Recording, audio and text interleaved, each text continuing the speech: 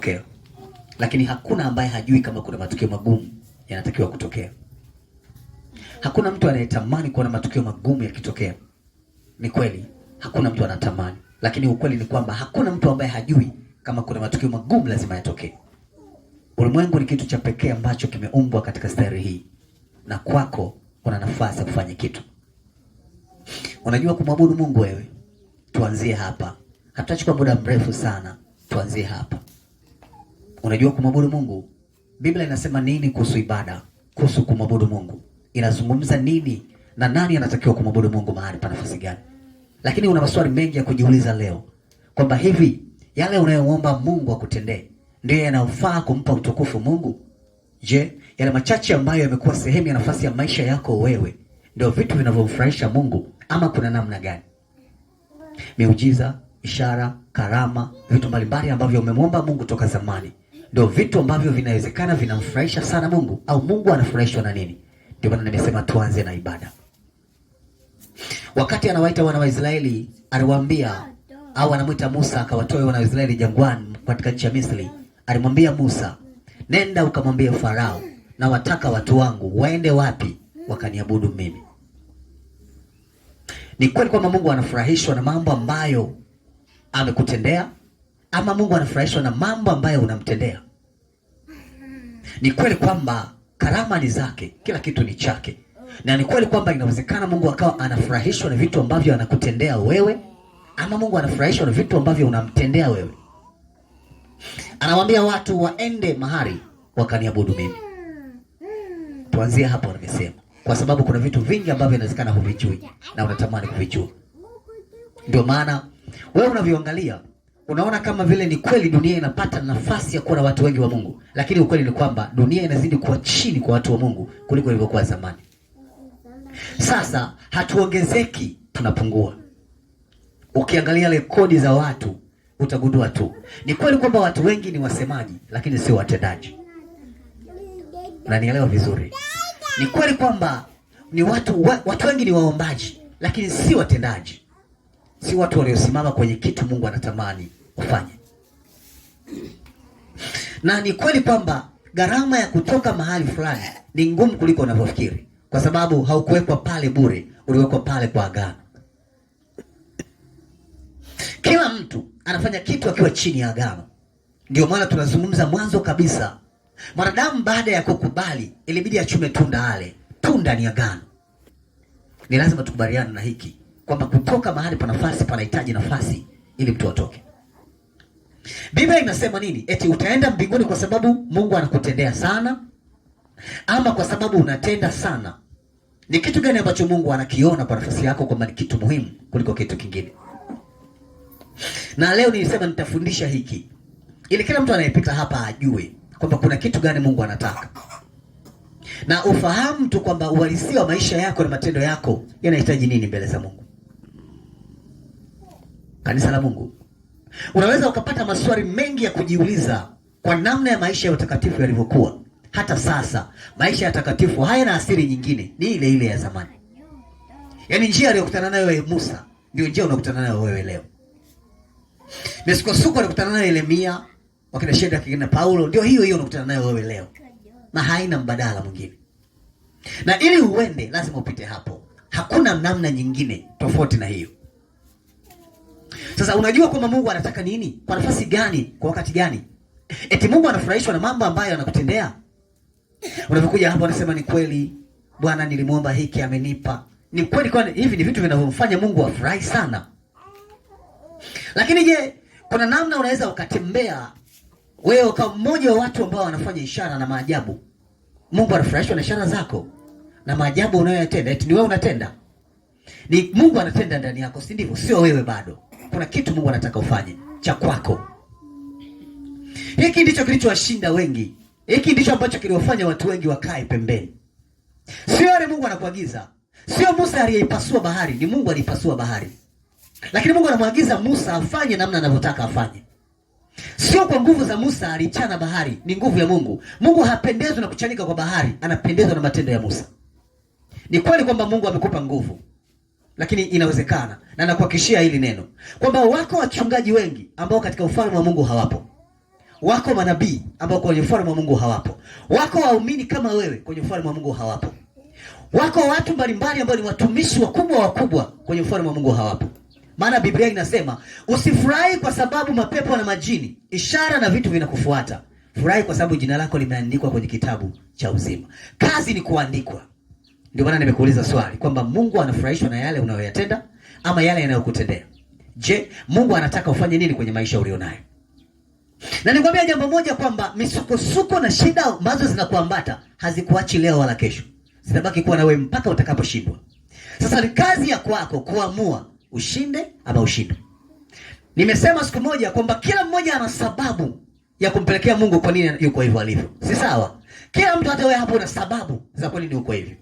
Una sababu za kumpelekea Mungu kwamba Mungu, hapa nimefeli kwa sababu ya hili na hili na hili. Ndivyo ilivyo. Hata watu wa nyuma pia walikuwa na sababu. Tukisema tusimame kwa sababu, maana yake hakuna mtu atakosa sababu mbele za Mungu ya kusema. Lakini Mungu anahitaji nini kwetu? Wanafunzi walirudi kwa shangwe wakamwambia Kristo, tumeona mapepo na majini yakitutii. Anasema nimemwona shetani akianguka juu kama moto au radi. Unakumbuka hicho kipengele? Lakini hiki sio cha kufurahia, kwa sababu haya matendo hamyatendi ninyi. Anayatenda nani? Sio vitu Mungu anawaagiza viwepo. Na mimi nina akili kabisa, nakubali hili. Huwezi kuamini, lakini kuna waimbaji wengi mbinguni hawapo na hawatakuwepo kabisa. Tena maarufu wakubwa, kwa sababu wanafurahishwa na vitu Mungu anawatendea, ila hawawezi kutenda Mungu anawaagiza watende nini. Tunapokaa mahali tunakaa tukijua kwamba Mungu anataka nini. Na kuna watu Mungu aliwasemesha ndoto mbalimbali, namna ambavyo wataishi, jinsi ambavyo wanatembea. Maisha sio rahisi kama wanavyodhani. Huduma ni kitu kigumu. Na unahitaji nafasi ya neema ya Mungu kupiga hatua kutoka hapo ulipo. Ndio maana kuna muda hata wewe unajaribu, ila unaona kabisa unapelea. Pale mwanzo ulianza vizuri, sasa hivi naona unaanza kupata shida kupitia namna unavyoishi. Ulitembea kwa ujasiri, lakini sasa hivi unaanza kuona ujasiri wako ukifa. Ulitembea kwa imani pale Mungu, pale mwanzo kwa kumwamini sana Mungu. Sasa hivi kuna mambo unaona kabisa hayatakiwi kumwamini Mungu. Kuna vitu unaviona, si ndivyo? Kuna mambo unayatazama. Huu ni ukweli jamani. Unakataa au ukatai, lakini huu ndio ukweli. Kama tulibaki kumwamini Mungu zamani, tunabaki kumwamini Mungu leo? Maswali yako hapo. Na kama tulijua kwamba tunatakiwa kumwamini Mungu, tunamwamini Mungu katika lipi? Katika yale mazuri tu anayotutendea ama katika magumu yanayotupata? Tunapata na magumu ni kwa sababu ya ujinga wetu ama ni kwa sababu ya kusudi la Mungu? Mengine sio ujinga wetu, mengine ni kusudi la Mungu. Ndio maana kuna mambo ni lazima yatokee kwenye mfumo ulionao, lakini unaamua vipi katika lile ambalo linakupata. Swali liko hapa. Eti unajua kama Mungu alimpa ufalme Sauli, lakini alimkataa Sauli. Unafahamu kitu kama hicho? Yaani Mungu ndiye alimfanya Sauli akubariki, afu baadaye akamkataa mwenyewe. Yesu anawaambia wanafunzi, tafakari sana kipengele. Usifurahi kwa sababu majini na mapepo yamekutii. Furahi kwa sababu jina lako limeandikwa kwenye kitabu cha uzima. Na nikwambie kitu kimoja. Kuna watu wako duniani hawana imani, unatusubiri tuungane nao pamoja katika kiti cha enzi. Unanielewa vizuri eh? Na kuna watu wako hapa tutapishana nao kabisa, yani huyu anakata huku, huyu anakata huku.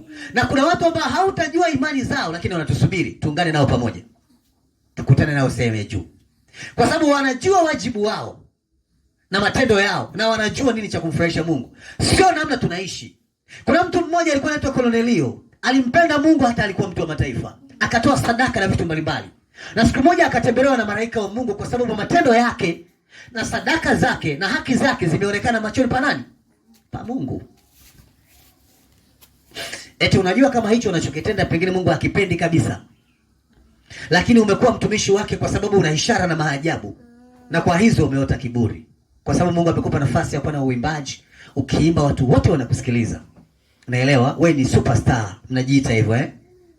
Superstar, mtu ambaye ukipita mahali watu wote wanakuangalia, lakini mbinguni haupo.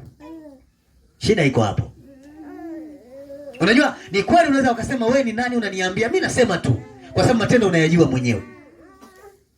Sio kila Mungu anachotutendea kinachomfurahisha Mungu. Kila unachokitenda wewe ndicho kinachomfurahisha Mungu.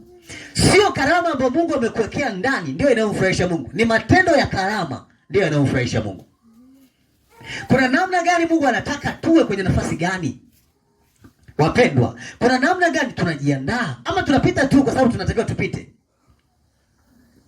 Unalijua hili?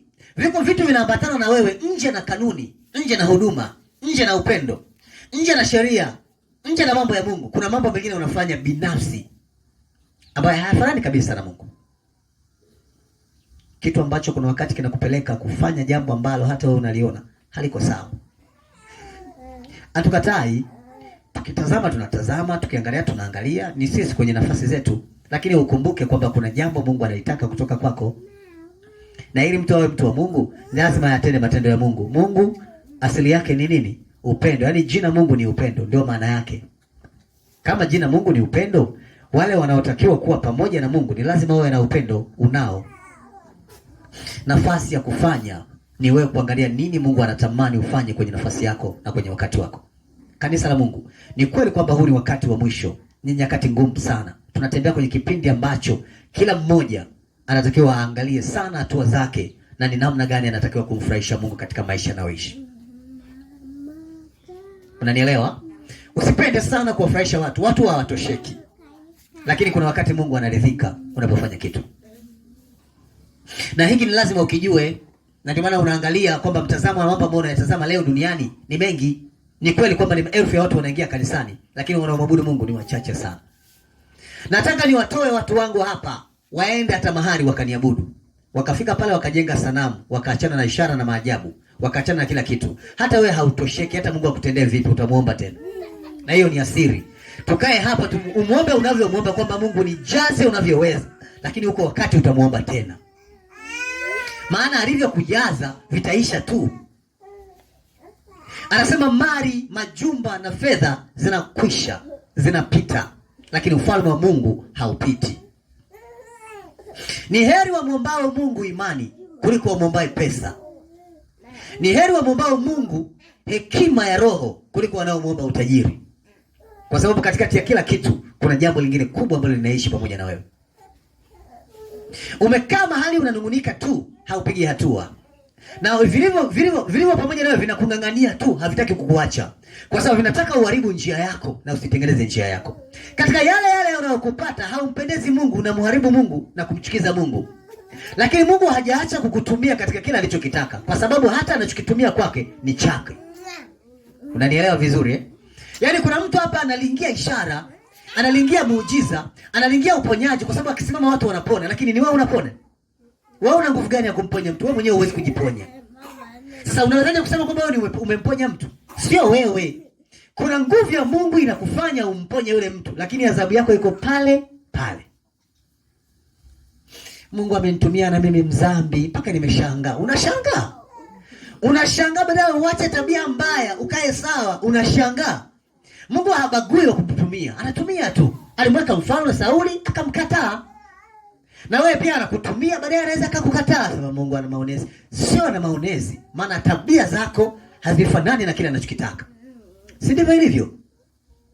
Ni kweli Mungu amekupa sauti, una nyuzi. Kabisa kakuumba kama malaika. Alimuumba malaika kuwa nyuzi, shetani akamkataa. Kwani shetani amepinga? Muuliza tayari yuko. Anahangaika. Mara atapita pia aende huku, hana makazi baba wa watu. Anasumbuka. Ana hasira. Kama alimkataa malaika sembuse wewe. Biblia inasema malaika, shetani alikuwa akiimba, yule ni kama jua la asubuhi, kama nyota ya asubuhi. Yule jamaa alikuwa akitua mbele. Hakuna malaika anainua kichwa. Yeye ndio anamkaribisha Mungu kwenye kiti chake cha enzi. Sauti yake na nguvu yake ilikuwa inamuita Mungu mahali pa nafasi yake. Lakini baada tu ya kujiinua, matendo yake yalimshinda Mungu. Mungu akamkataa, mpaka leo amemkataa. Eti hivi unafanana na shetani wewe. Ukijiangalia unafanana. Hata mavoko huna mpaka tukusaidie. Kuna namna hauwezi. Unanielewa? Lakini kwa kipawa kidogo ambacho Mungu amekupa unalinga, na kiburi ndio mapembe kidogo. Unajua kuna mtu anasimama anasema Mungu amenitumia mimi mzambi. Mungu amenitumia mimi mzambi. Lakini haachi dhambi. Anaendelea nazo. Mimi nafikiri kila kipindi Mungu amekutumia kwenye dhambi ungetafakari kwa nini. Unanielewa? Kuna mtu mmoja jina lake anaitwa Isaya, alimwambia ole wake mimi, kwa sababu midomo yangu ni michafu na Mungu ananipenda. Malaika wa Mungu akamtokea akasema, tumeweka kaa mawe katika kinywa chako na tumeuondoa uovu wako. Wewe wako hujaondolewa, bado unao. Shida iko hapo. Yaani kuna namna una vitabia ambavyo hata wewe mwenyewe tu uvielewi. Ni kama mwezi umeenda giza, kama vile huko nuruni. Yaani kuna jinsi hata wewe mwenyewe tu unatembea haujielewi. Mara umejikuta tu umelipuka, umekuwa mkali, umelopoka. Baadaye unajikuta unakuwa kama mtulivu. Yaani tukikuangalia kama malaika, tukikuangalia kama mwana wa Mungu, lakini tukikuangalia sana tunafahamu kabisa hii sio mbegu ya Mungu. Kuna kitu kingine cha ziada hapa ndani kimewekwa. Ni sawa. Na hata wewe mwenyewe kuna wakati ukijitafakari, achana na sisi. Wewe mwenyewe ukijitafakari unasema kwa kweli mimi sio mbegu ya Mungu kabisa, najiona. Kuna namna unaona sio, kuna kitu kinatokea kingine. Mbona Mungu anaga hiki? Hiki mimi nimekiokota wapi? Wewe mwenyewe unajiuliza hivi, nimekiokota wapi?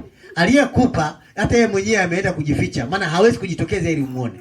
Kuna mambo yamekuwa tofauti na namna tunaishi. Kanisa la Mungu ndivyo ambavyo tumekuwa. Kuna namna umejikuta ukisikia nyimbo za kwaya unapata usingizi. Ukisikia zile za duniani unapata raha.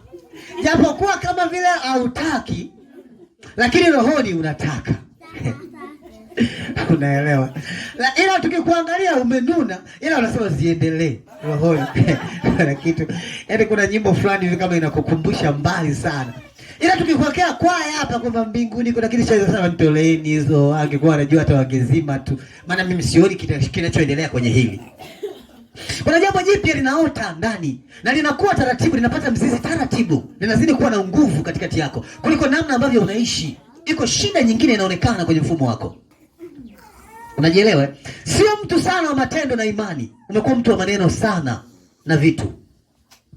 Unaelewa? Kuna mambo ambayo unayashika ambayo unaona kabisa kwamba hapana. Naelewa? Ni matukio ambayo tunasema kwenye maisha yanaonekana. Kanisa la Mungu, kuna vitu kwenye maisha vipo tu, vipo kama vipo. Lakini kuna namna inabidi ujue kwamba kitu gani Mungu anataka kutoka hapa ulipo. Ndio maana nimesema, unaweza ukakaa, na nilisikia kwamba wako watumishi wa Mungu pia wanasimama, wengine wana sababu zao, wanacheki movie, tena zile movie za ajabu zile, nyingine mnazita sijui movie za X.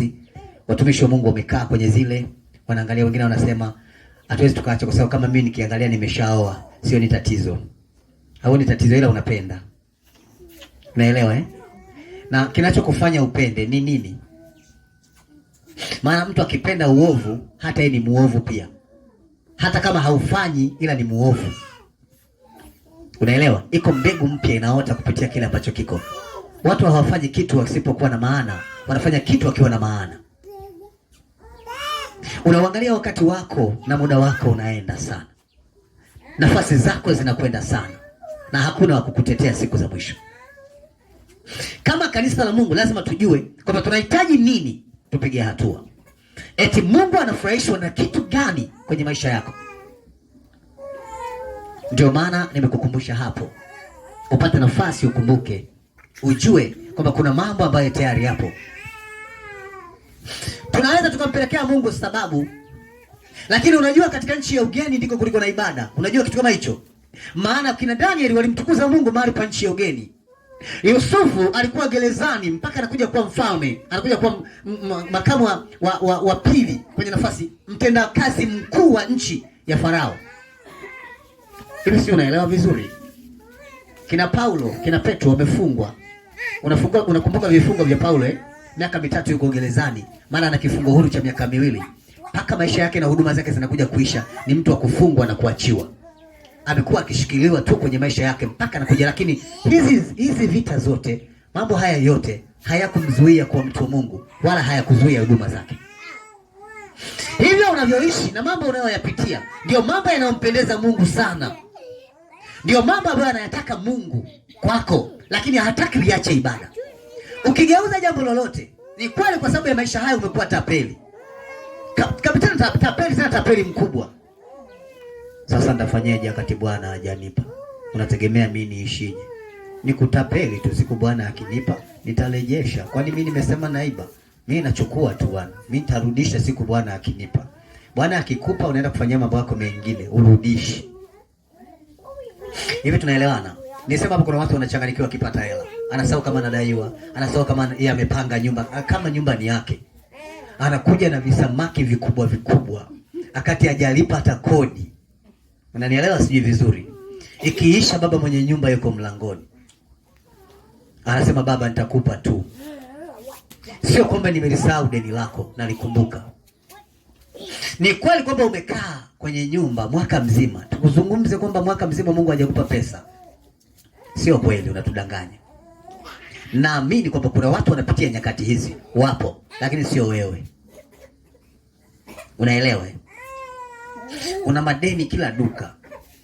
Unaelewa? Bwana akikupa unahama duka, unaenda kununua duka lingine. Hiyo tabia ni ya Mungu kweli? Wewe unavyoikagua vizuri, ni ya Mungu? Maana na jeuri unayo. Akikuzidi sana sema ni kumuombea.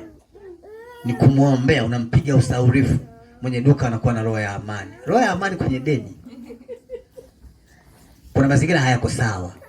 Hivi unaelewa sijui? Ni sawa. Nia yako umewekaje kwenye kile ambacho tayari unacho? Kosa lolote katika maisha ya wokovu linaweza kukugharimu mali wakati wowote na muda wowote. Kwamba unaweza kujikuta umepitia nyakati ngumu ambazo huwezi kuzielewa. Lakini ni ukweli kabisa kwamba kuna kitu Mungu anakitaka kutoka kwetu. Kanisa la Mungu, unaelewa hili? Hivi unafahamu kwa nini wazazi wetu wa nyuma walitufundisha sana nguvu, ujasiri, matendo makuu ya kiimani? Kwa sababu walikuwa wanajua tunakoenda sio rahisi kama tunavyodhani. Ulipokuwa mtoto ulisema nitanunua gari. Sasa huna hata baskeli. Kuna muda ulikuwa unaangalia maisha ya nyumbani kama maisha ya kishamba, kama maisha ambayo wanaishi kama hawana akili. Ukijua ukishakuwa tu mkubwa utayabadili. Mpaka leo hujaweza. Unatembea tena na maisha magumu kuliko hata ya wazazi wako. Kuna sehemu unaenda mwendo ambao huwezi kuelewa. Maisha yamekuwa tofauti na namna tunadhani kwa nafasi yetu. Baba yako alikuwa na watoto 10.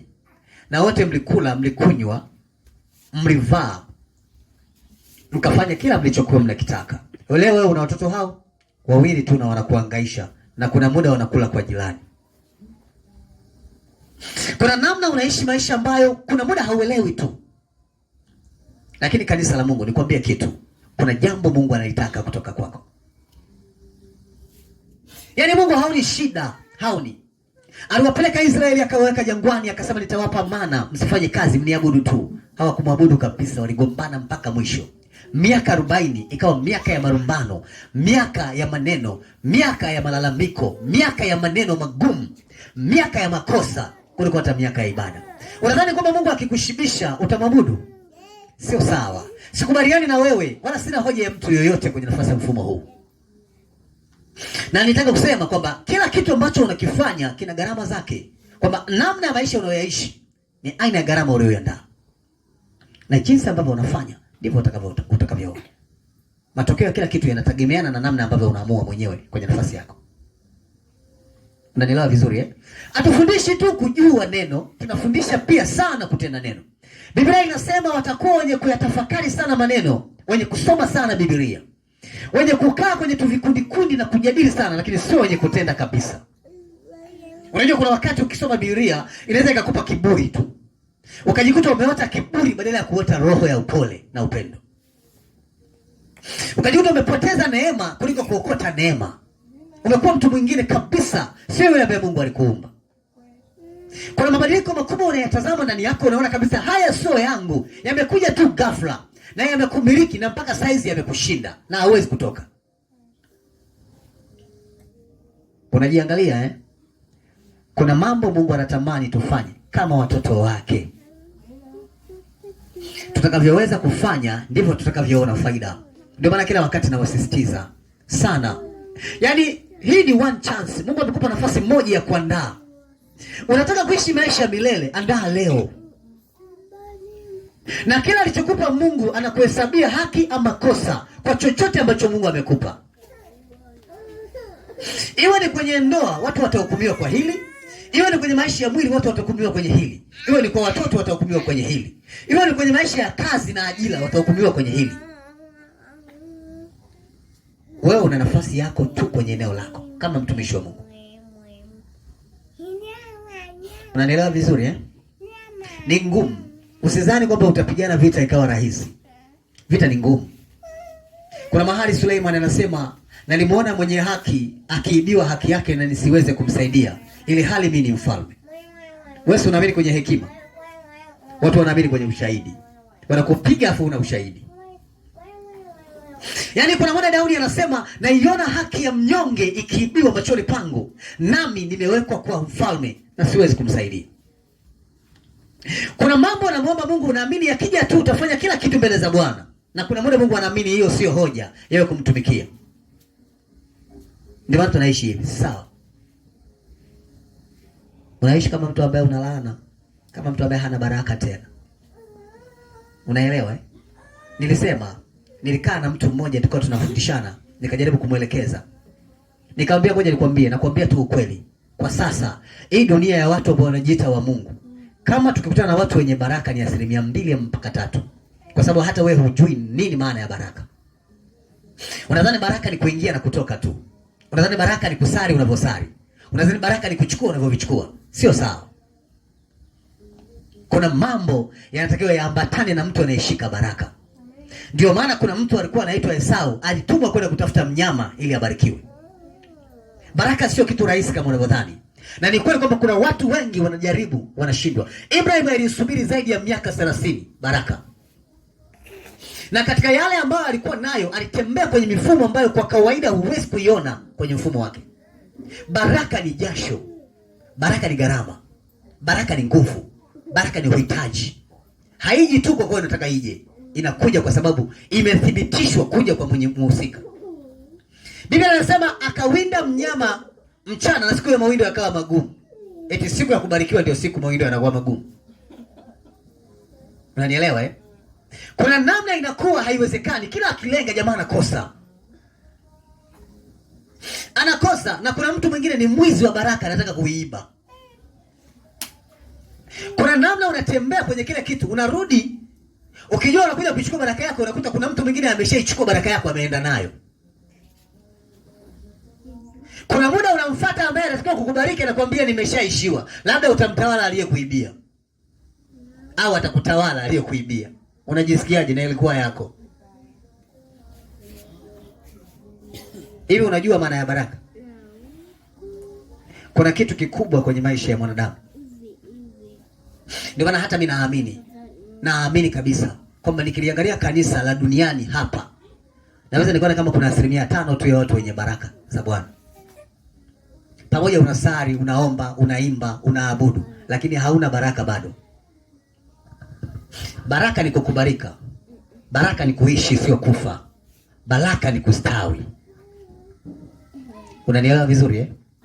Baraka sio ugomvi, baraka sio vita. Lakini katika hili lazima tujue kwamba ili Mungu akutendee anahitaji nini. Ndio maana nimesema Mungu anafurahishwa na yale ambayo anakutendea ama yale ambayo unamtendea wewe. Eti Mungu alishakupa fedha, si ndivyo? Anafurahishwa na fedha alizokupa ama anafurahishwa na namna wewe unaguswa na fedha? Ukija hapa utakuja kumpa Mungu shuhuda kwa aliyokutendea na uliyomtendea Mungu. Mungu hafurahishi sana na aliyokutendea, anafurahishwa na unayomtendea. Kazi ni wewe utende. Hakufanyii ili kukuonesha kwamba anakupenda sana, anakufanyia ili akuhukumu vizuri. Hukumu ya Mungu iko pale pale, haibadiliki. Siku akisema nilikupa, wewe ulinipa nini? Utasemaje? Au unajua baba ulivyonipa akakutosha, kwa baada ya kuwa akatoshi mimi nikaamua nikate na kukujua nitosheleze. Haina shida. Lakini ndivyo ilivyo. Unaelewa? Ndio maana niliona kuna watu walijaribu kugusa nafasi. Biblia inasema nenda ukanitolee mwana wako wa pekee awe sadaka kwangu. Nguvu ya pekee ambayo inatokana na kile ambacho unakiangalia. Ushawahi kutoa sadaka inauma? Ukasikia kwamba umetoa sadaka inauma? Ushawahi? Kuna kitu ushawahi kumtendea Mungu mpaka Mungu ageuke akuangalie? Hivi unaamini kama kuna muda Mungu hataki vilivyobakia kwako umpelekee? Anataka vyenye vya kwanza. Hivi unaamini kwamba kuna namna Mungu anataka akuone kwenye nafasi kama kweli unatafuta baraka? Baraka ni kuchoka, unajua eh? Kuna muda unachoka kuitafuta. Haiji tu. Haiji. Baraka ina vita kubwa ndani yake. Ina namna inaweza ikaishi na wewe kwa jinsi ambavyo hujawahi kuona kwenye mfumo wako. Na anayekubariki sio yule unayemjua wewe. Anayekubariki ni Mungu. Ndio maana unaangalia Biblia inasema mtu wa kumpenda Mungu alikuwa Ibrahim, lakini kwa nafasi alienda kwa Melkizedeki akapokea neema na baraka kule. Akamwombea, akamwimbia, akamsemea kwa Mungu aliye hai sana au aliye juu sana. Hivi unanielewa sijui vizuri? Kuna kitu kinatakiwa kiwepo. Biblia inasema kwa habari ya Kornelio, yule jamaa aliyekuwa akitoa sadaka. Anasema maombi yako na sadaka zako zimesikiwa. Unafikiri alitoa mwaka mmoja? Maombi yako na sadaka zako zimesikiwa mbele za nani? Hapo umekuja kwa target. Naelewa? Umekuja kwa target, yani vile unamtega Mungu. Mungu akishikisha tu unamvua. Nilikwambia hii madhabahu ina password. Unaweza ukaja hapa ukasali miaka 40 na hujatoa kitu hapa chini. Hakijainuka kwa cha kwako. Utakuwa unaviona tu kwa wengine. Na usizani eti Mungu ameenda kulala kaacha hapana walinzi. Na mimi najua kabisa ni kweli umekuja kwa target. Unaelewa? Kwa maana mgei Mungu buku 5 anipe laki. Unaelewa? Hata tu mimi nikikufuata wewe nikupe 5,000 utanipa laki wewe. Haya nije nikwambie bwana kukamata 5,000 afu nipe laki hapo. Unaweza? Kila unachokiona kwenye nafasi ya maisha yako kina gharama zake. Yaani hata baraka ni gharama. Baraka ni kuchoka, wakati mwingine ni jasho na damu. Sio kitu kidogo. Ndio maana unaona ili Yesu awe na jina kupita majina yote ilibidi kufa msalabani. Ile ni sadaka iliyopitilia sadaka ya kawaida. Amepata jina lipitalo majina yote, lakini kwa kufanyaje? Kufa. Unyonge na hali ulio nayo, wewe unalia tu hali yako. Kila siku unamlilia Mungu, mimi nina hali hii. Hujawahi kufanya kitu mbele za Mungu. Kwani wangapi walipita juu? Kuna mtu alipita juu akupita hapa. Kila mtu kapita hapa. Hao mabingwa wa imani walipita hapa. Shida ambazo tunakutana nazo sisi leo walikutana nazo wao na walipita. Na hawakumlaumu Mungu. Tena zamani kuna watu walikuwa wanakaa kwenye maisha ya kitumwa. Ni mtumwa lakini alijua kumtumikia Mungu na kumpendeza Mungu. Wewe uko huru ila hata kumtumikia Mungu huwezi. Umekula fungu la Mungu la 10 mara ngapi? Umeiba zaka za Bwana mara ngapi? Unajua hii tamlimbikizia Bwana kwenye ile. Naelewa? Alafu hile nitaiongezea kwenye hile. Kuna namna. Hivi unadhani Mungu alimpenda tu Ayubu kwa sababu alimchinjia asubuhi na jioni? Kuna kitu Mungu anataka kukiona kwako. Ndio anasema, eti Mungu anafurahishwa na hali ambayo anakutendea. Mungu akanipa nguvu mpaka nikajishangaa. Kweli nikaliweza lile jambo. Kweli Mungu yeye hana shida. Ila wewe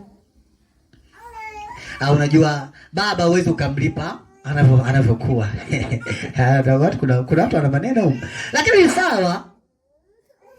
Ni sawa kwamba unastahili kwa mtu pekee wa nafasi fulani. Unajua na nikuhakikishia kabisa na kuambia live, unaitaka baraka ya Mungu, hautaipata rahisi. Na kuna muda itakusumbua kuhakikisha unaipata. Lazima ujiandae. Siku unasema nataka kumtolea Mungu, ndio siku unaibiwa kila kitu. Ndio siku unapoteza kila kitu. Ndio siku unaharibiwa kila kitu. Siku unakuwa na mawazo ya kumjengea Mungu hekalu, ndio siku vitu vyako vyote vinaharibika.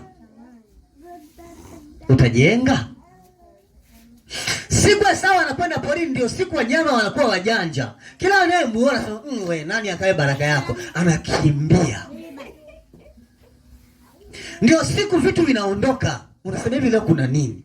Au sijaaga? Au nina laana mimi? Sio una laana, unachokitaka ni kikubwa, kitakuvusha. Kinakufanya uwe mshindi, kinakufanya uishi maisha ya kuelea tu. Utakalo linena linatokea. Utakachokifanya kinakuwa. Watoto wako wataishi kwa amani, rahisi tu.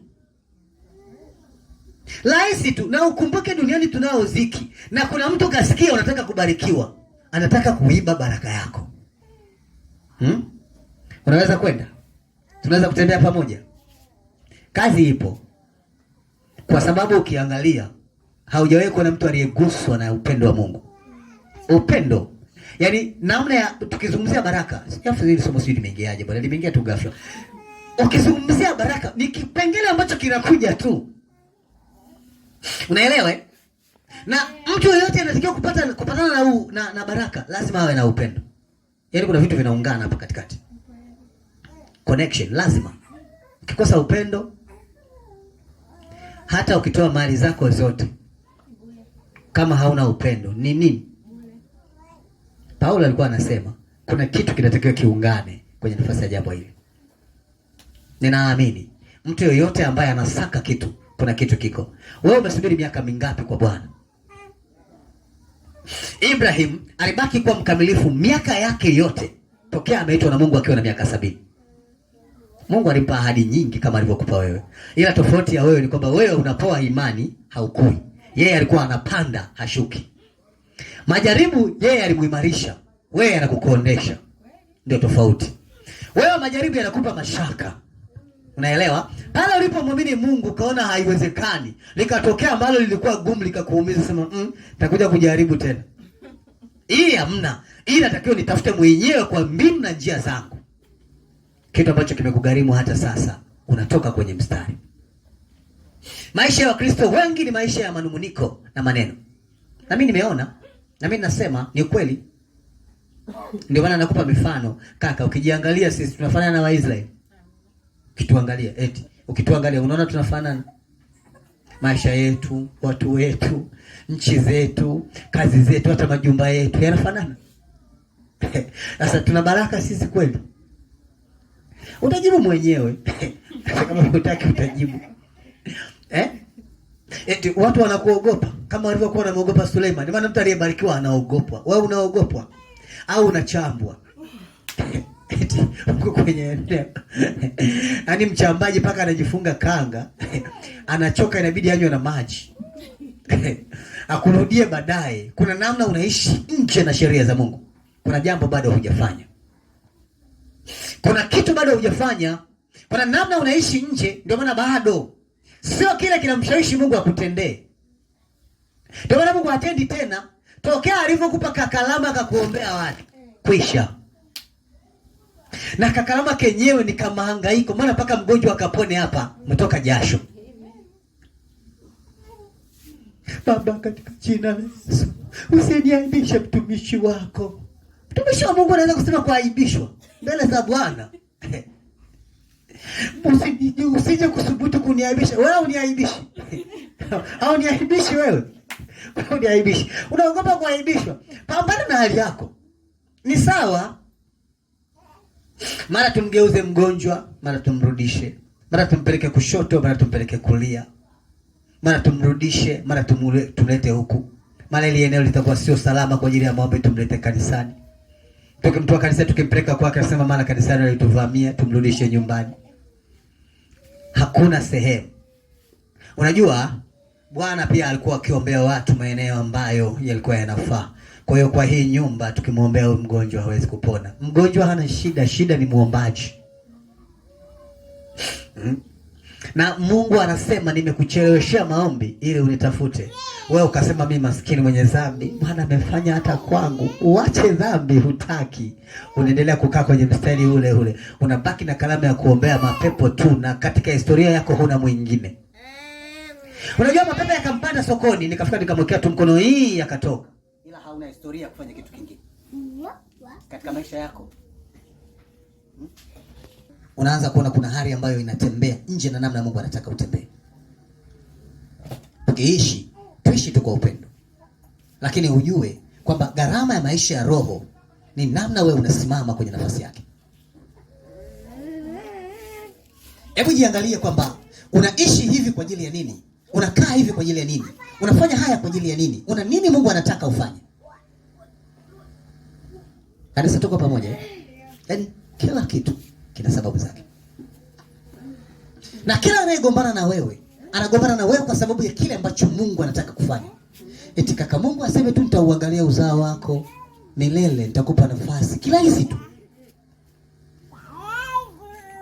Ili unavijua ambavyo Daudi alivifanya. Mpaka Mungu akaona hawezi kujizuia kusema. Unavijua? Alafu vile ambavyo Daudi alivifanya na wewe unafanya. Sema yule ni Daudi na mimi ni mimi. Bwana amesema katika hekalu lake patakuwa na wakali na wakorofi. Na mimi ni mmoja wa wale wakorofi. Mimi bwana, mimi sichezewi. Au chezewi. Mimi mtu akinivuruga na tunavurugana. Tukitoka hapo tunaingia kwenye msamaha, tunamuomba Mungu msamaha, tunaendelea. Kwa sababu Bwana ni wa rehema na aliniumba hivyo hivyo. Kwa hiyo hivyo ndivyo faida ya Bwana. Poa. Haina noma, twende tu. Lakini kuna kitu ambacho hakipo hata we hauna. Na ndio maana unaona kwamba kuna mambo ambayo ni ukweli kwamba hatuwezi kuyapata kirahisi. Na Mungu amekupa nguvu ya utoaji. Usizani utatoa kirahisi, kuna watu kukupinga huko na kukuzuia, na sio kukupinga, hadi kukuibia. Ili usifikishe ulichokitaka kwa Bwana. Maana ukikifikisha, Mungu akacheka tu, amemaliza. Mungu anaongea mara moja, akisema nimekufanya kwa taifa, akamaliza. Na ndivyo itakavyokuwa, na hakuna kupangua neno. Kwako unalia hali ngumu kila siku. Nani ana hali nyepesi hapa? Kila mtu ana hali ngumu. Kwenye maisha ya wokovu ni hali ngumu. Lakini baraka za Bwana zitakuja namna unajiandaa. Kwa kufanya makusudi ya Mungu na mapenzi ya Mungu, unaweza kuona maajabu ya Mungu. Sio kwa matendo haya unaosema yanayotendwa na Mungu ndani yako. Sio. Ni kweli kwamba Mungu alikupa sauti, uimbe. Mwimbaji, imba. Vita yako iko kwenye kuimba. Lakini Mungu hafurahishwi sana na jinsi unavyomwimbia. Anataka kuona ukiwa mnyenyekevu mahali pa wimbo. Tunaelewana? Yaani ni kweli kabisa. Mimi sitaki kujua sababu. Sitaki kujua sababu, lakini hili nalisema kweli. Unaelewa? Unapokuta wanakwaya hapa, wanaimba kwaya, alafu wameachana huko nje. Wameachana na waume zao. Kwamba waume zao wanatofauti, sio mwanakwaya huyu. Unaelewa vizuri?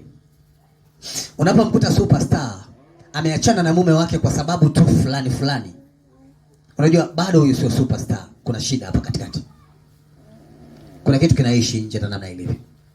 Kwa wakati imani inakupa kiburi, haikupi neema. Unaelewa Na kwa sababu kuna namna unaishi, basi unakuwa mtu tofauti na namna Mungu anataka uwe. Hata wewe hauna baraka, una laana. Maana kuachana ni laana, sio baraka. Kanisa la Mungu, tuko pamoja. Mimi nasema tu jamani, sasa kama mimi nimeshaachana na mume wangu sasa, alafu ni mwimba kwaya, sasa inakuwaje kwaje na tulikuwa tunaimba? Mnaachanaje? Eti mnaachanaje nyinyi? Amia alikuwa ananikela tu. Kwa hiyo nikasoma kale kipengele ka Paulo kanasema bora kukaa peke yako kuliko kuwa na mume. Ulimtaka wa nini?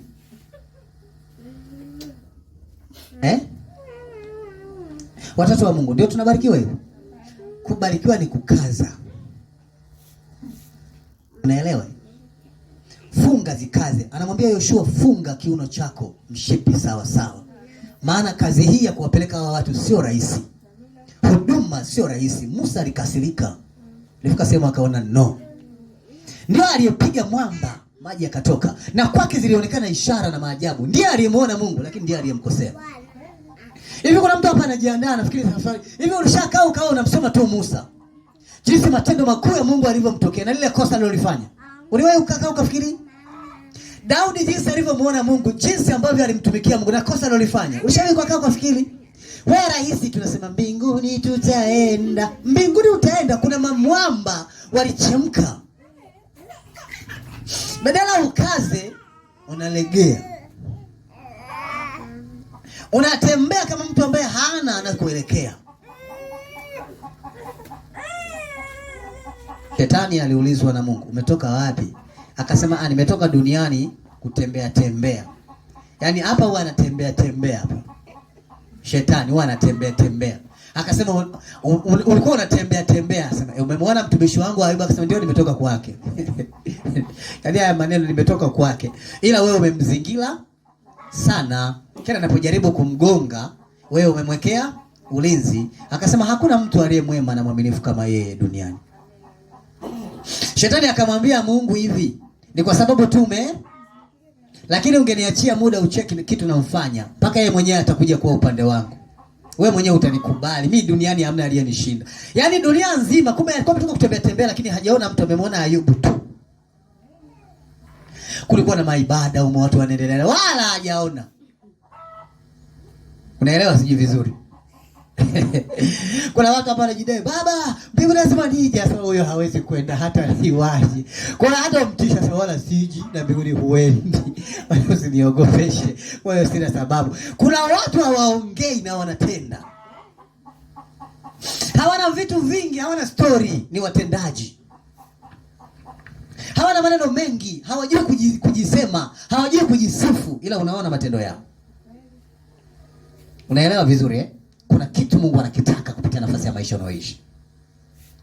Kanisa la Mungu, hebu geuka mahali ulipo. Tazama namna unavyoishi. Ndio maana nilisema nisemee hiki kipengele leo, tuzungumzie ile. Labda kuna kitu unaweza ukagundua katika hili. Kuna kitu unaweza ukagundua. Mungu ananiambia hafurahishwi na mambo ambayo anakutendea. Anafurahishwa na mambo unayotenda. Mtihani ni kwamba alijionyesha ili situtende, sio ili aendelee kututendea. Kuna vitu vipo. Ndio maana hata ukimuomba, huwezi kuacha kumuomba tena. Utamuomba tena, si ndivyo? Ukimuomba leo, utakaa milele hujamuomba. Utamuomba tena. Hapa ni eneo la maombi. Kila muda, kila saa unakuja. Lakini Mungu anafurahishwa. Kuna kitu Mungu anakitaka. Imani za watu wengi kiukweli zimepoa. Naona watu wamepigwa nyundo. Tulia. Sitakuacha baba, utafanya nini? Nitangungana nawe. Mbona leo haupo? Kwenye ibada haupo. Na mchana pia hautakuwepo. Alafu unatuletea tu uzuri. Unajua niliitwa na mkurugenzi, kwa hiyo nilipata dharura. Nenda tu. Lakini tunaamini iko neema ya Mungu katika lile. Muda mwingine hata wasio mkurugenzi kakuita, basi tu kuna namna imekuwa.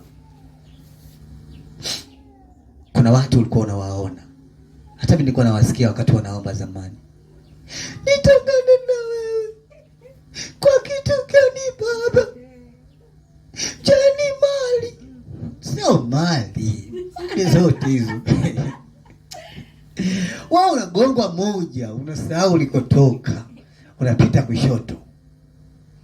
Kuna mtu hivi tunamaliza ndio anaingia kwenye ibada, ndio anaamka. Alipigwa moja jana jioni.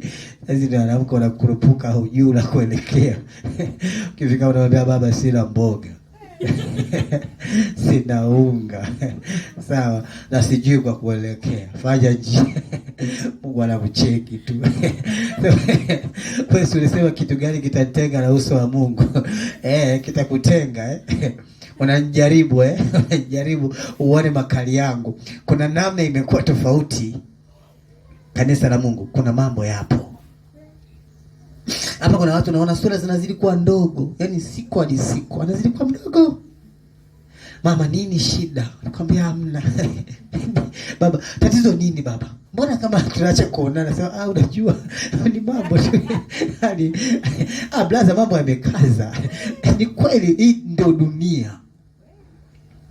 Na shetani anakuambia hajawahi kumwacha mtu salama kwenye dunia. Anayeshinda lazima aende na makovu yake. Musa mwenyewe, Ayubu mwenyewe alipigwa, akabaki na makovu. Akabaki na makovu, akajikuta baba watu wamepotea njia. Akaanza kusema, ilaaniwe siku ya kuzaliwa kwangu, ulileta wewe. Alaaniwe mkunga aliyeniacha hai, si angeniminya, wakuminye tupate dhambi ya kuua. Tulia, utakuja kumpana na hali yako. Mungu anamwambia ni nani aliyemweka tai juu sana? Tai anaishi miaka mingi, unajua Anayempa nguvu tai ya kubeba hadi kifaranga, anabeba hadi mtoto yule jamaa. Anaishi kwenye misitu mikubwa yenye giza nene. Ni mnyama anayetamba kuliko wanyama wengine. Ni ndege aliye na uwezo wa hali ya juu kuliko ndege mwingine. Ayubu akasema tu, najua nimekosea, nisamehe. Sina mambo mengi. Ni nani anaisimamisha dunia isiyo na kitu mahali pa nafasi yake? Ni nani? Akasema nimefanya dhambi, nisamehe. Lakini yeye shetani alimwambia atamkufuru. Kwa hiyo hakumkufuru Mungu. Alisema tu kwenye maisha yake basi. Unajua kuna vitu vipo Na kitabu cha Ufunuo kinasema atashindana na watu, atawakoa wengi na atawashinda. Umejiandaa? Hivi haya maneno tunayasoma wapendwa. Tunapata vile tunasoma. Yaani Biblia inaposema atafanya vita na watakatifu wa Mungu na atawashinda. Hivi hili neno wewe unalisomaga? Au lisomi? Sawa. Na watakatifu ni wakina nani? Si tu hapa tumejaa Sasa jamaa amesema atafanya vita, atawashinda. Kwa sababu nguvu atakayoiachia ni kubwa. Wewe unafanyeje? Kwa sababu mimi najua Mungu alitoboa hii siri ili tuwe na kitu cha kufanya. Tunafanya. Huko unakunywa soda kwa mrija. Huko unasema, "Oh, atafanya vita na watakatifu wa Mungu na atawashinda." Atawashinda, wanalegea sana. Hapo ulipo. Biblia inasema watakuwa wenye kiburi, wenye jeuri, wasiopenda msamaha. Tunaombana msamaha lakini kuna mtu bado kakunja. Anasema mimi na wewe lazima tuende wote jehanamu. Kakungangania kama alikuumba. Lakini neema ya Mungu ni kubwa kwetu. Unaelewa? Tafakari hii ya leo ikusaidie. Pata muda ufikiri hiki nilichokufundisha leo. Sio rahisi kama unavyodhani. Hata kuvuna baraka ni kazi. Haiji tu kwa namna unafanya. Hutaiona. Hivi unavyotenda hutaona baraka. Utaishi, utakuwa mzee wa kanisa, utakuwa mkongwe wa kanisa. Unajua mpaka historia ya kanisa, lakini mbinguni haujulikani kabisa. Na wewe ni mtu uliyemsaidia shetani kuwaangusha watumishi wa Mungu kwa nguvu. Haupo. Sema hivi mimi nilijichanganyaje kuja huko? Nilijichanganyaje mimi kujidai kuwa mtu wa Mungu mimi? Biblia bado haikukatazi. Hata leo inasema anayetibua atibue sana. Kwa sababu wanaoharibu watazidi kuharibu na wanaokutafuta utakatifu wa Mungu watazidi kuwa watakatifu sana. Wenye unyenyekevu watajifunza kuwa wanyenyekevu sana. Watoaji watazidi kutoa sana. Kazi kwako mamangu. Unaelewa? Kazi kwako. Usiniaibishe Yesu. Usiniaibishe. Unajua usiniaibishe Yesu. Hapa nina masela wangu sasa, ni ukiniaibisha itakuwa msala sana. Natamani nikishafika tu nikisema moja, yani matokeo yatokee. Mungu anakuangalia. Unajua Yesu Kristo, wewe utazami dhambi zangu, unatazama maajabu yako.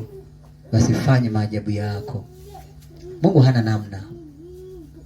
Atakutumia na hawezi kuacha kukutumia. Lakini swala kubwa, jifunze hiki nilichokuambia leo. Tafuta muda. Kaa vizuri na Mungu wako. Anza kutenda Mungu anataka utende. Jitahidi kufanya mapenzi ya Mungu, sio mapenzi yako.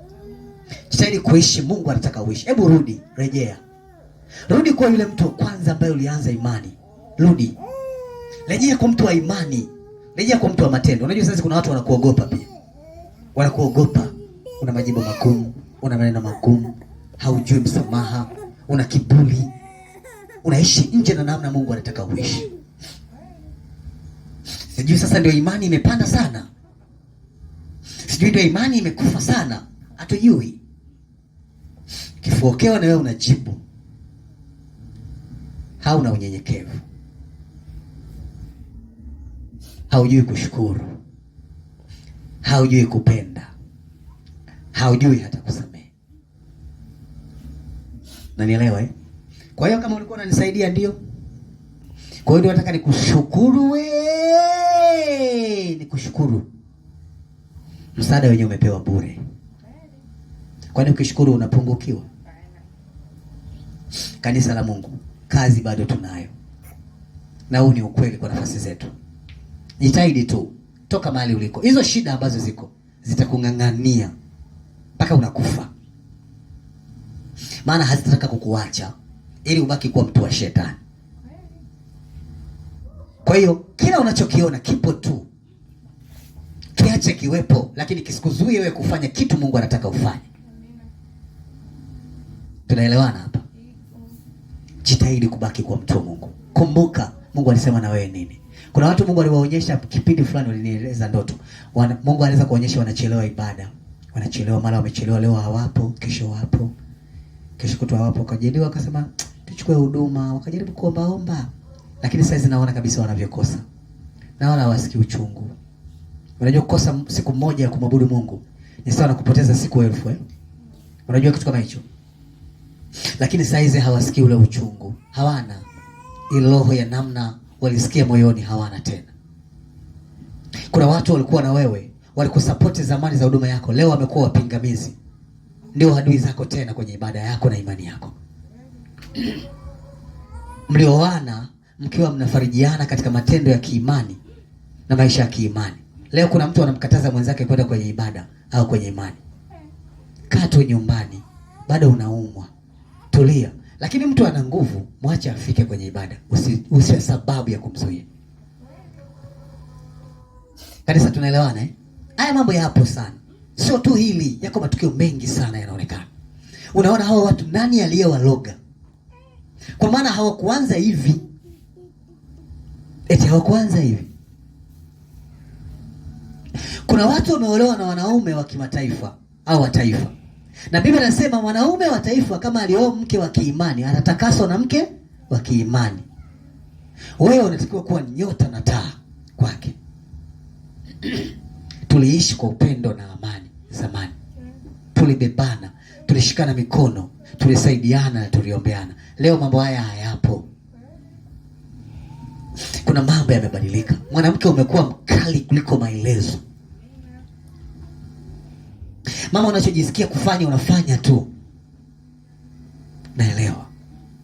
Lakini hali hii ni ngumu kwetu. Unyenyekevu hautakuua.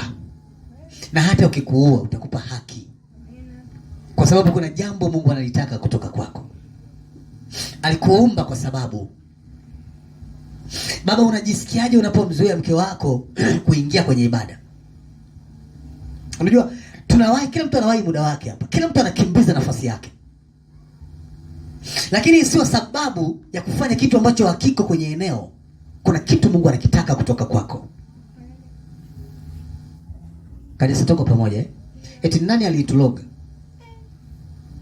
Unajua kutoka hapo kirudi mimi ndo natoa hela. Hela unatafuta wewe. Ni neema ya Mungu amekupa pesa. Na akili hili ni neema ya Mungu. Unajua Mungu anaweza kukufanya wewe ukawa yeye. Ukaumwa tu ukalala. Kwani shida nini?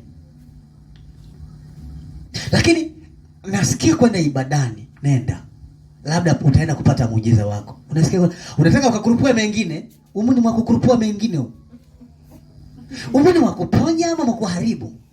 Wapendwa, kuna mambo mengi kwenye nafasi. Ndio maana Paulo alikuwa anasema, nani amekuloga Mgalatia?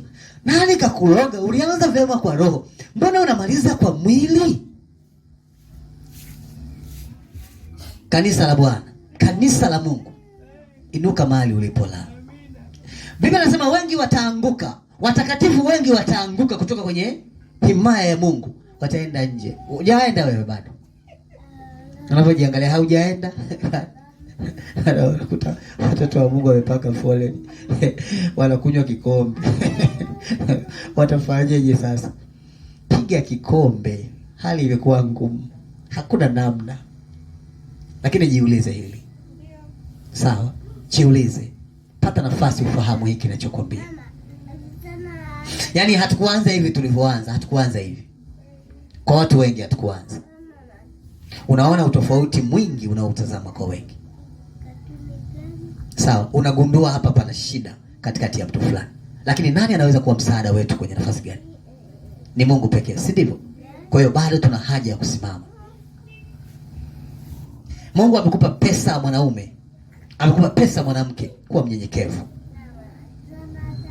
Mimi ndio nawalisha au mnatafanya kwa kazi kubwa. Mnafikiri nakonda kwa ajili yenu, napata matatizo, kiuno kinaniuma kila muda. Sasa wewe si ndio baba? Wewe si ndio kichwa cha familia? Wewe si ndio unajiita kichwa cha Kristo wewe? Sasa unataka Kristo ampe nani? Kuchoka ni halali yako, kiuno tutakukanda. Katafute hela. Lakini ukija usitupe maneno ya shombo kwa sababu unatupa hela.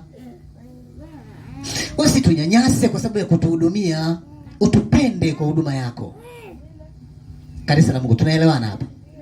Kila jambo, matendo ya Mungu yanaambatana na kila anachotaka kuona ukitenda. Ili ubarikiwe, Mungu hatakufanyia, atataka ufanyie ili uzione baraka. Na kazi ni kutenda.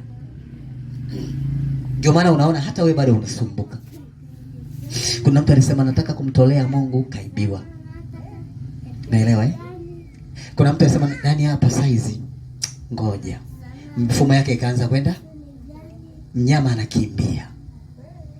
Naelewa Maana baraka sio kitu rahisi. Baraka ni kukua. Ukibarikiwa unaenda tu, unaneemeka. Mambo yote unatawala. Wewe ni mtawala, wewe ndio aliyebarikiwa. Yaani tayari Yesu alikwisha shinda, lakini baraka aliyoitafuta ni kwa jasho na damu. Unaelewa? Yaani kuna mambo mimi Yesu kwangu ni sample ya maisha yangu mimi. Sio kama unanielewa. Yaani tabia za Yesu ni sample ya maisha yangu mimi. Ile ndio njia ananiambia kila mtu anayemtaka Mungu atapita. Ndio maana unawaona wakina Elia walipita huko kabla hata hajaja. Unaelewa vizuri? Walipita huko wakina Paulo baada ya yeye. Bado wewe tu. Naelewa? Futa machozi, inuka tuendelee. Usijibu kashfa. Usiwe mtu mbaya.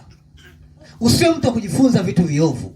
Jifunze mambo mazuri. Ukitendewa mabaya lipa mema. Unaelewa? Sema hapo mtihani hapo.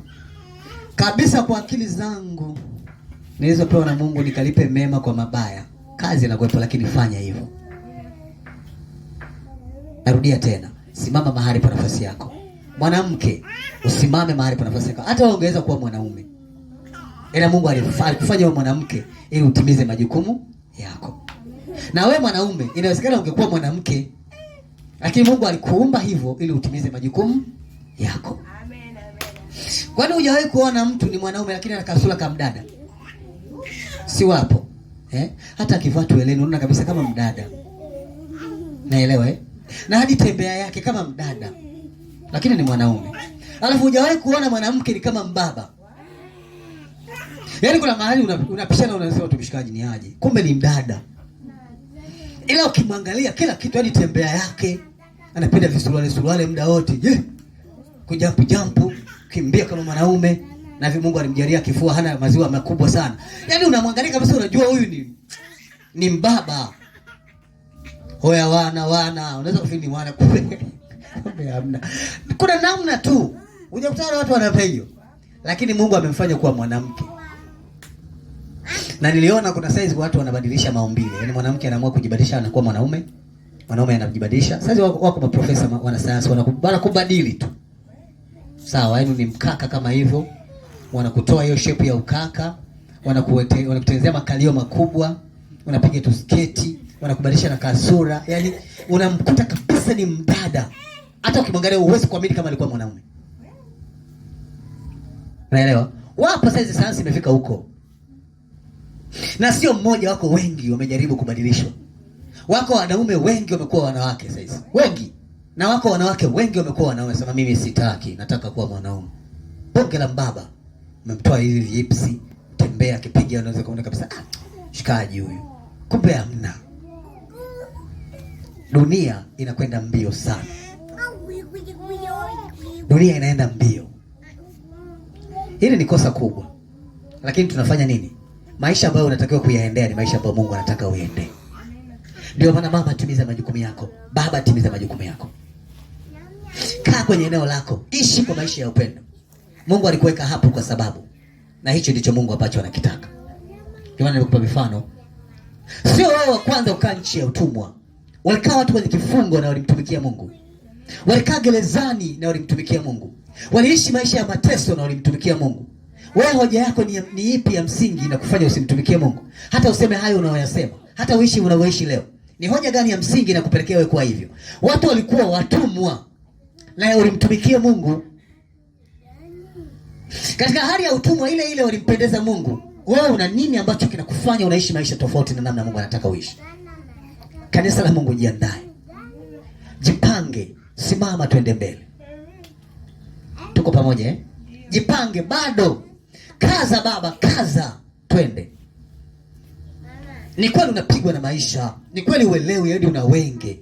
Yaani ujui uelekee wapi, watoto wengi sana, maisha magumu, kila ukitafuta fedha ziendi, mambo yako yanaharibika. Usilie. Tuendelee. Mahali pa gereza ndio mahali Mungu anataka utukufu wake. Ndio mahali Mungu anataka heshima yake. Ndio maana alimrudisha Musa kule aliko kukimbia. Rudi tena katika nchi ya utumwa, rudi. ukawatoe watu wangu. Akakutana na vita, lakini anatakiwa kuwatoa watu wake kule. Umewekwa hapa ili umwabudu Mungu. Umepewa hiyo ndoa umwabudu Mungu. Usiwe na kasoro katika ndoa. Usilaumu, usilalamike, usilie. Simama, fanya majukumu yako kama baba, kama mama. Kuwa na upendo. Zungumza tu. Ongea. Mwanamke kaa kwenye nafasi yako, mwanaume kaa kwenye nafasi yako. Sisi tunataka tuende mbinguni yote. Tunataka twende. Ili siku tukiwa pale mbinguni tunakuwa tunaimba wote, tumeshinda dada, tumeshinda kaka, tumeshinda. Sawa? Kuna shangwe pale, watu watakuwa wanaimba. Nafikiri siku hiyo kutakuwa hamna kusikilizana. Yaani ukijua umetomboa, sijui unamsikilizana. Yaani uweze kukumbuka vitu, sijui ngoja nimeoa. Ni kuruka kwanza, habari ya mke baadaye. Shangilia sana, umeshinda. Nimeshinda, niko kwenye ndoa yangu, inabaki hivi nianguke. Umeshinda. Mungu amekupa kushinda. Kanisa tuko pamoja eh? Tafuta nafasi yako. Nafikiri tutakuwa tumeelewana. Baba tumeelewana, wakaka tunaelewana, wa mama tumeelewana pia. Kila mmoja kwenye eneo lake atimize majukumu yake. Muombe Mungu tu atakusaidia. Endelea kumwamini Mungu. Mungu atakufanyia kile ambacho unamwamini. Sawa? Na hata kama utaona kuna nana, elewa hili neno, mahali pa utumwa ndio mahali pa ibada. Ndio mahali Mungu anataka utukufu wake ukue. Miaka 70 Babeli, lakini Danieli ndio mwamuzi. Kuna muda unasema nimejawa nguvu ya Mungu, lakini kwa nini naishi kama mtumwa? Ninaweza kufanya kila kitu, lakini kwa nini mimi ni mtumwa? Mahali pa utumwa wako ni mahali pa ibada yako. Ndio mahali Mungu anajivunia utukufu. Usilie kwamba Mungu alikupa mume, sio, ni mwenyewe. Usilie, inuka naye, tenda naye, mfurahishe, mtendee kila kitu anachokihitaji. Usio na lawama kwake. Mpikie, mfurie, mhudumie huduma zote ambazo zinastahili kwa nafasi yake kama mwanaume. Usio na sababu ya kulaumiwa popote. Wewe mwanamke, wewe mwanaume pia, kwa nafasi yako mhudumie mke wako kwa gharama zozote, kwa vitu vyote ambavyo tayari anavitaka, ikiwa tu unaweza kuvifanya hivi. Kwa nguvu yako sipelee, usio na sababu ya kulaumiwa. Kanisa tuko pamoja. Mama ana tabia ya kuwa, Mungu alikupa sauti ya upole na laini kwa sababu alikuwa anajua wewe ni mtu wa kubembeleza. Sawa?